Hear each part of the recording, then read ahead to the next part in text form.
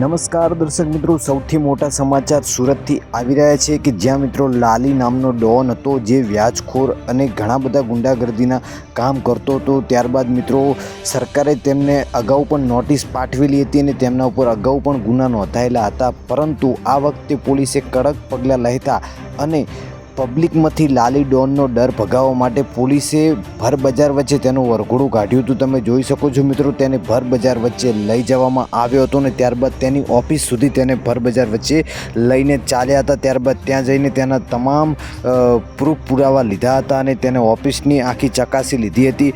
મિત્રો તમને જણાવી દઈએ કે સરકારે 1.5% વ્યાજ સરકારે માન્ય રાખેલું છે, પરંતુ લાલી ડોન જે વધારે પડતું વ્યાજ લેતો હતો અને વ્યાજ ન આપવા બદલ તેમની પ્રોપર્ટી પણ જપ્ત કરતો હતો અને તેમના ઘરે જઈને પોતાની ગેંગ વડે હુમલાઓ પણ કરાવતો હતો અને મિત્રો ધમકીઓ પણ આપતો હતો. ત્યારબાદ પબ્લિકે હેરાન થઈને પોલીસ સામે આની કેસની મિત્રો જવાબદારી સોંપી પોલીસને હતી અને પોલીસે યોગ્ય પગલાં લીધા. તમે જોઈ શકો છો કે લાલી ડોનનો ડર ભગાવવા માટે પોલીસે આ પગલું લીધું હતું અને પોલીસે ત્યારબાદ શું કહ્યું અમે તે પણ તમને વિડીયોમાં જણાવશું. પરંતુ મિત્રો તમે કોમેન્ટ જરૂરથી કરજો કે આવા લોકોને શું સજા મળવી જોઈએ જેથી કરીને તેઓ વ્યાજ ઓછું લે અને ગરીબ પબ્લિકોને હેરાન કરવાનું ઓછું કરે.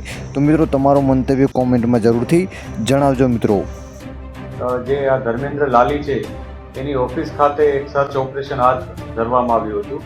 આ સર્ચ જે કામગીરી કરવામાં આવી એમાં એને સાથે રાખીને કેટલાક દસ્તાવેજો મેળવવામાં આવ્યા છે. આ ઉપરાંત એ કઈ રીતના પોતાનો આખો બિઝનેસ ચલાવતો હતો અને સાથે સાથે બિઝનેસની આડ હેઠળ કઈ રીતના લોકોનું શોષણ કરતો હતો અને કઈ રીતના જે નિયમ અનુસારના જે વ્યાજની દર છે એના સિવાયનું વ્યાજ અને કઈ રીતના લોકોને પરેશાન કરતો હતો, એ તમામ બાબતની તપાસ હાલ ચાલી રહેલ છે.